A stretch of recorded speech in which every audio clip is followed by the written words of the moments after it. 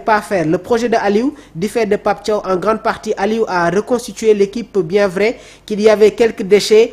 tactiques. En tout cas, il est en train de réussir. Pape Thiaw n'a pas encore de défaite, comme Xabi Alonso. Et le Sénégal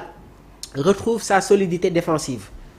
Soo leen xoolee ci match éliminatoire yi quasiment il y avait ces clean sheets bi ñu ñëwee contre Irlande si la ñu jël but face à l'Angleterre, face à la RDC, mais aujourd'hui on retrouve cette solidité défensive et il y a cette coordination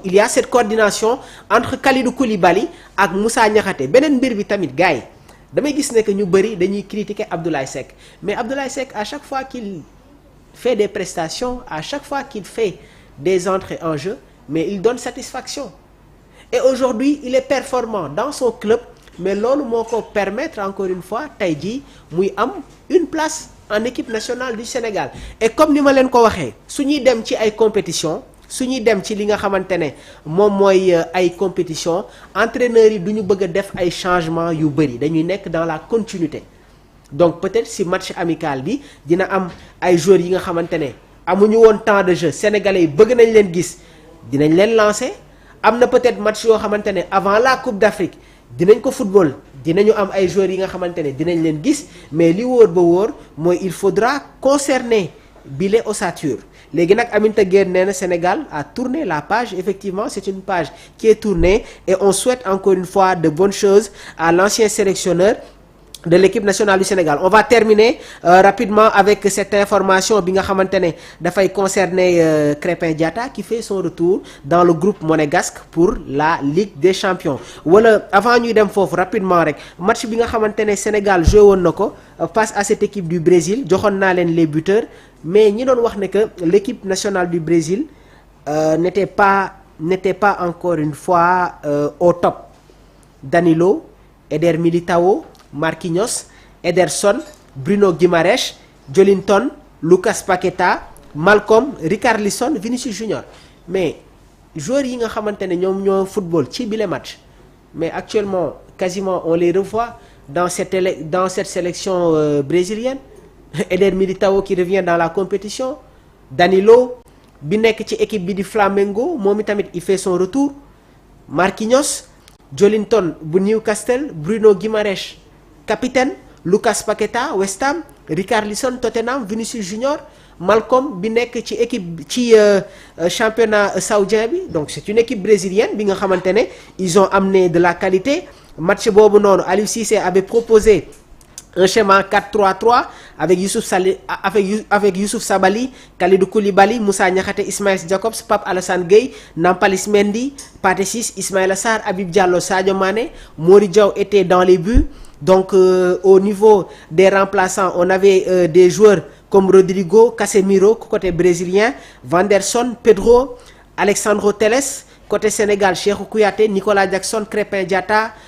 voilà, Seny Dieng, Formose Mendy, Abdoulaye Seck, Idrissa Gana Gueye, John Lopy, Abdoulaye Diallo. Donc mu nekkoon ni tamit des effectifs yi nga xamante ne vraiment il y avait de la qualité. Krépin Diatta qui refait son retour dans cette équipe voilà bi nga xamante ne ñoom ñoo war a jouer la Ligue des Champions. Donc Krépin a été réintégré temporairement dans la liste de l'AS Monaco pour la phase de groupe de la Ligue des Champions 2025. Donc cette décision intervient pour pallier l'absence pour blessure de Denis Zakaria, le capitaine monégasque qui sera indisponible environ 2 mois. Donc selon l'article 31 et 14 du règlement de l'UEFA, un club peut remplacer temporairement un joueur blessé de longue durée, plus de 60 jours, durant la phase de groupe, ce qui permet à Krépin Diatta de reprendre sa place dans le groupe en attendant le retour de Zakaria prévu aux environs du 26 novembre. Krépin Diatta avait été initialement écarté de la liste, pourra ainsi participer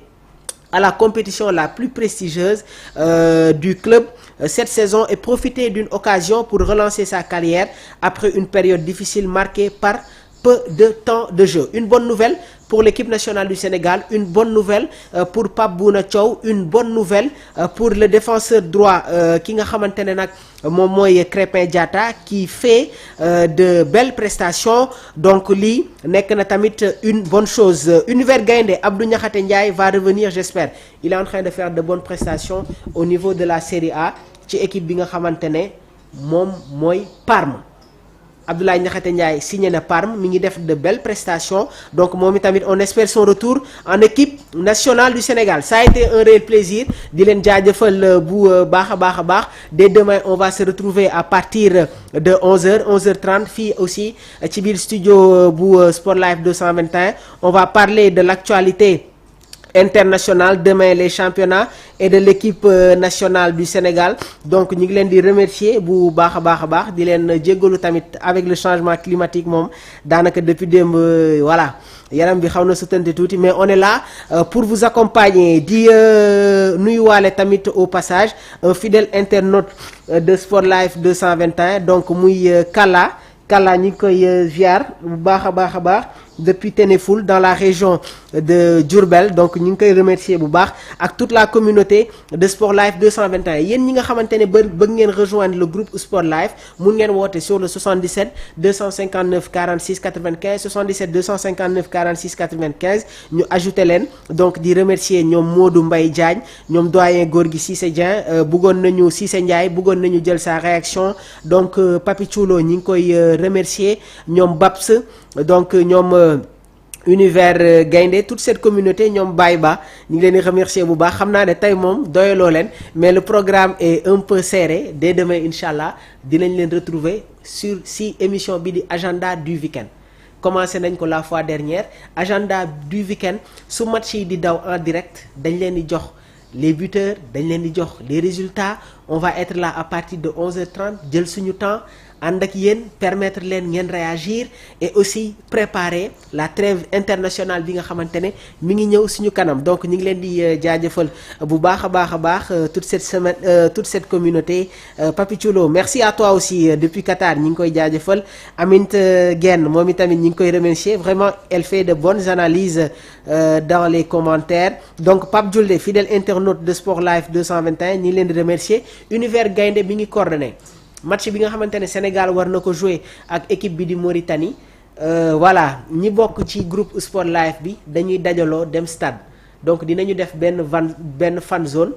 ci stade Abdoulaye Wade bu Diamniadio donc gars yi yëpp dinañ fa teewee avec les tuniques Sport Life 221 am na tamit liggéey bu am solo boo xamante ne war nañ ko fa def donc dinañu créer fan zone dinañu def des directs di ngeen am les analyses di ngeen am ay débats dinañu am tamit ay surprises yi nga xamante ne dinañ ñu accueillir